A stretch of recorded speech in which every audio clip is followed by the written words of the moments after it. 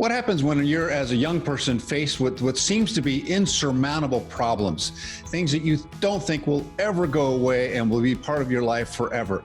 That's kind of what Dr. Howard Gluss had to go through when he was a young person. How you fought through that is really quite a telling story about overcoming the most, as I said, insurmountable things. How you doing? Good to see you. It's great to see you, Carlos. Thanks for having me on. So describe for us what it was that you had to endure as a child, because I don't think anyone had any idea that you went through this.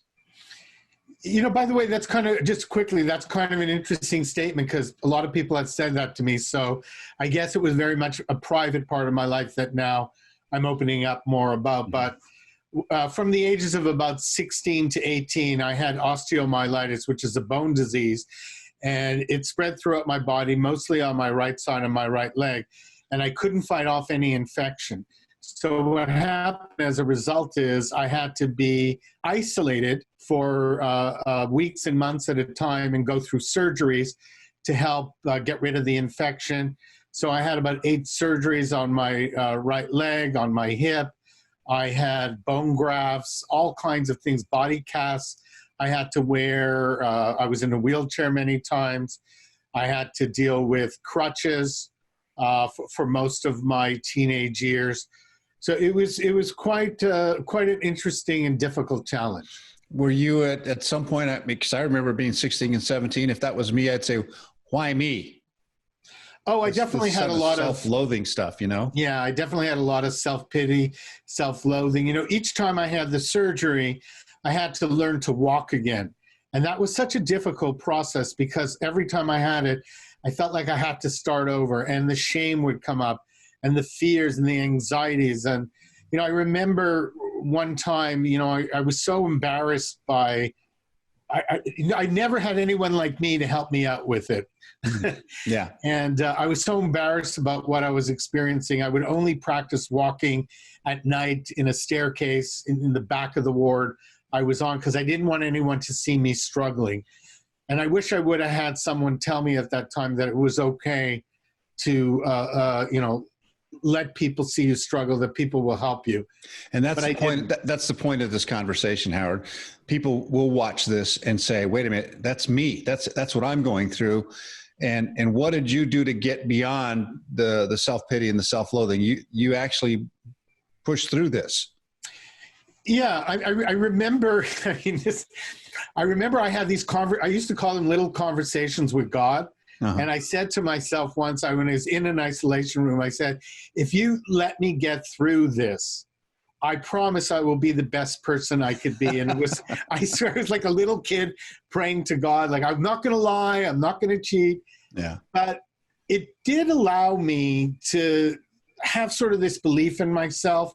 I don't know exactly how it happened, but I remember one social worker who, I was in Montreal at the time, that's where I'm from, in the Montreal Children's Hospital. I had this amazing woman, and she was my light. Like, she was the one who was there for me and supported me and made me realize how important it was to have that person. Now, my family was around me, but they didn't really have the training and skills.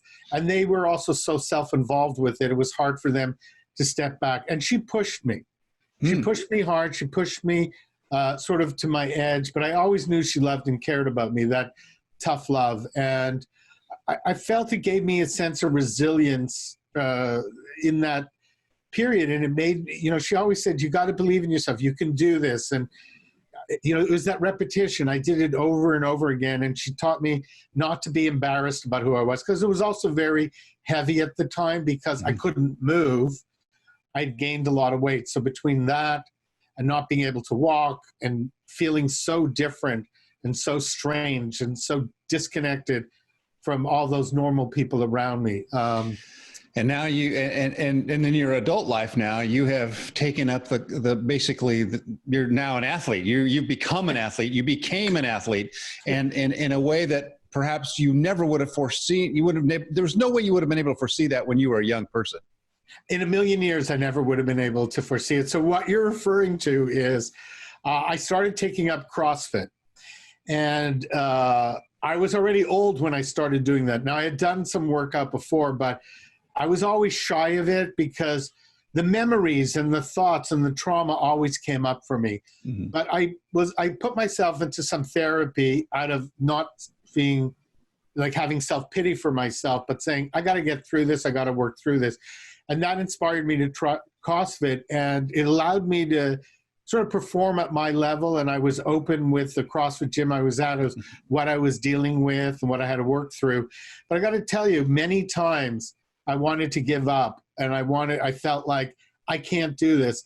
And then I realized I have to be careful not to use my illness as an excuse not to move forward in my life, because it could be very seductive. And that was a fine line. And I pushed myself really hard for many years. And this is what I wanted to tell you. I actually entered 3 CrossFit competitions as an old man. Really? And in the second competition, I came in second place. I mean, that's amazing. You're not an old man, by the way. And wow. That's commendable. And it's one of those things which proves that you can literally overcome anything if you set your mind to it, if you think about it. I mean, you're a therapist now. You help people kind of overcome what they fear, what they can't get through. And so you are by example giving them tools that you've gone through. Yeah, absolutely. On top of the stuff I learned in my training, I also realized I have to put myself in the experience too. And to be able to make it very personal and be able to inspire people, that goes beyond just training. That is, I had a great supervisor when I was starting, and he said to me, the most important thing is when someone comes into your office and they want to get better, they want to know you and they want to feel you. And it's through that experience, if you could find ways without telling them directly what was going on for you, but to inspire them, that's what it's about, the human connection. So I recognized early on, the more I can share that, the better off I was going to be. Well, and everyone else around me. Yeah, and I appreciate you sharing that with our audience, Howard. And Dr. Howard Gluss, of course, is a champion in everything that he does, and I appreciate you so much. Appreciate you being with us today. And if you'd like to get in touch with Howard Gluss, how do we do that? You can always find me on Instagram or on my website, or I have my own rehab company and private coaching that I do for addiction, and it's called Daranaut. And the reason the Daranaut is a Celtic symbol of power, and that life has no beginning, middle, and end. It's always repetitive. It's a process. That's interesting. Symbol inspired me. Wow. Well, it's great to visit with you, Dr. Howard Gluss. Thanks so much for being with us, and we'll see you next time. Carlos, it's always a pleasure. Thank you very much.